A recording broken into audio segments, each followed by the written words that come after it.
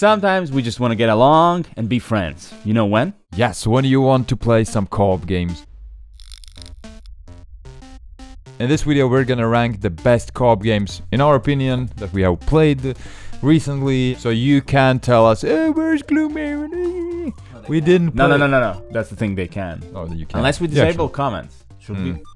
Nah. Leave all the comments with all the games that we're missing, because it's tons of fun usually to talk with you guys. And there's no Gloomhaven in this video, so if you came for Gloomhaven, stay for something else. I'm just gonna randomly pull them out, and ooh, that's a good one right there. This is a Project Elite, which is actually one of the first games we ever reviewed in this channel. Project Elite is a real-time co-op game where everyone's at the same time rolling dice, and you're playing these space marines that landed on a planet. You have to go in, do your objective, and get out before you're either eaten or overrun. And there's a lot of aliens coming at you, and everything's hectic, and you have 2 minutes for your round. Not a lot of time to talk, but then when that action round's over, you have some time to talk. And I feel like in movies, that's the part when you go like up back against the wall and reloading. You're like, okay, you take left, I'll take right. Ready? Go! And then you go again, and it's just hectic fun. It's definitely not for everybody, but like we said in our review, if you have that video gamer in your group, then this is a board game that I think he'd enjoy immensely. And I'm gonna, put it in the middle. Yeah. We'll see where it goes. That could be our baseline. Tell me a number from 1 to 5. 3. 1, 2, 3. The Crew.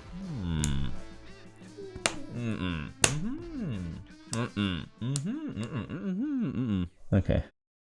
But it's a trick-taking game, a cooperative one of that. Team has a specific task. What card should which people pick up? I need to get the trick with a green 5 in it. And if we do all those our little missions, we win the game. If we had failed at least one, we failed the mission. And we can't talk about the game while playing it. So it's one of the smallest games in our top, but it's very highly rated. We love it here. It's a true co-op. You can't talk with each other, yet you need to cooperate, and everybody needs to understand the task and how to get it done. Really good and enjoyable if you can get the crew together to play with it. Mechs vs. Minions is a programmable co-op game where you're controlling a mech, and you're all programming your mechs at the same time and then seeing what happens. If it will bounce into a wall, or it will turn around, if it will fire.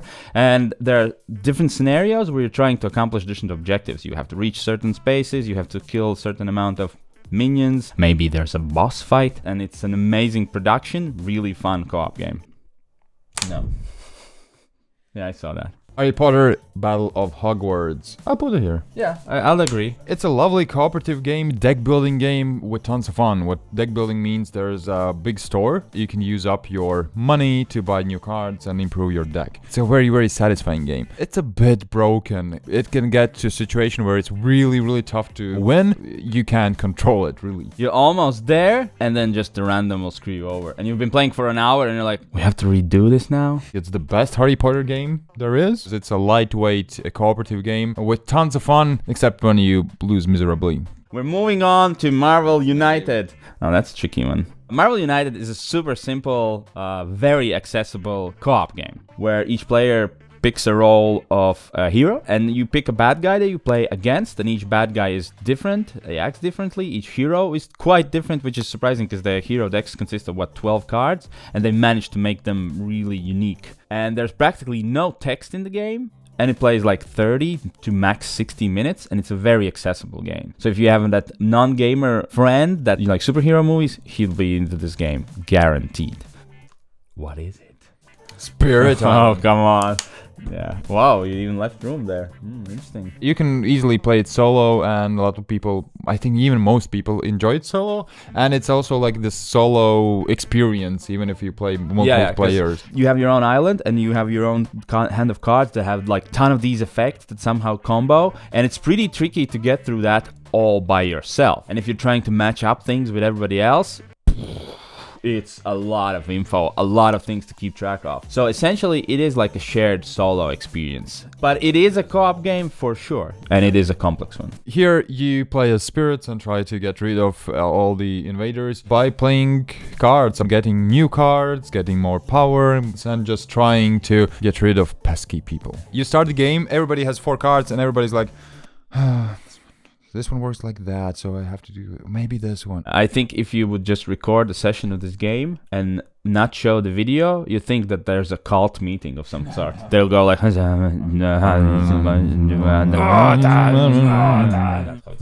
and that's why it is amazing. From all the list we've listed so far, I think it's the most niche one. Okay, let's go with this one.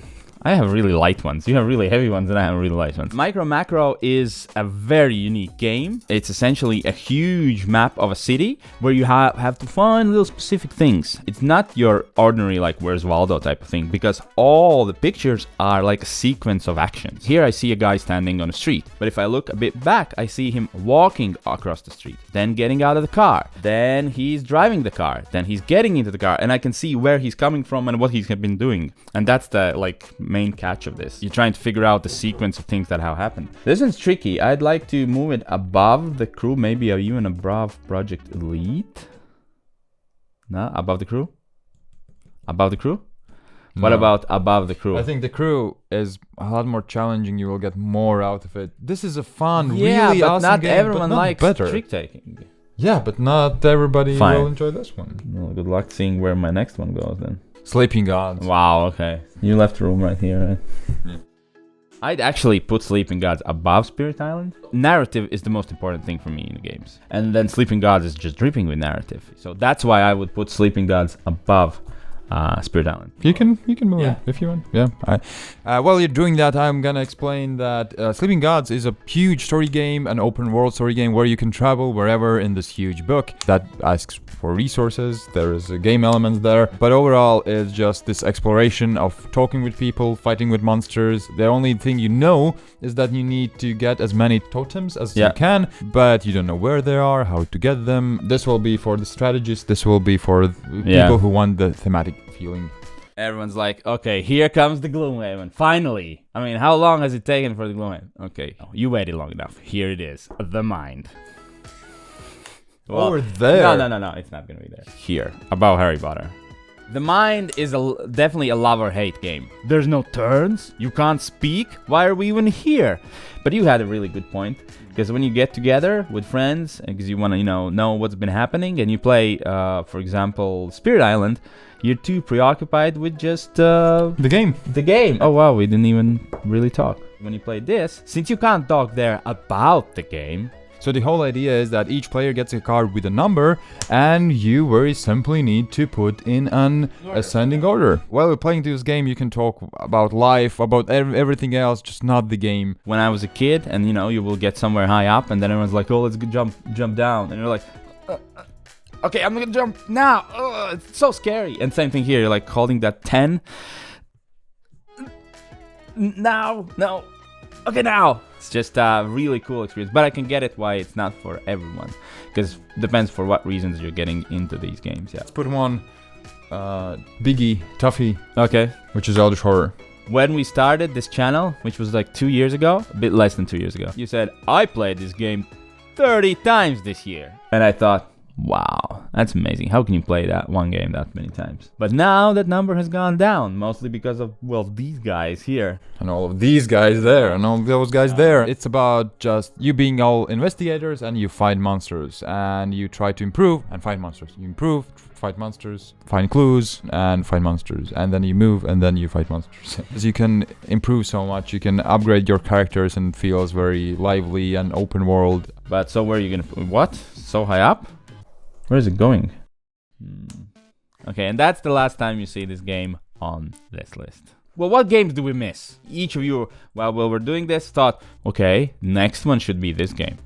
Okay, next one should be... Where is this great game? Leave down in the comments everything you want to leave down there. Leave a like, subscribe, and check out our Patreons, because there's a lot of cool things happening there. We would guess pandemic. Everybody's like yelling about pandemic. Yeah, definitely. Everybody's yelling about... Well, obviously. Everybody's yelling about Arkham Horror card game. Yes, 100%. Definitely Arkham card game. Marvel Champions. Lord of the Rings card game. Lord of the Rings card game. Yeah.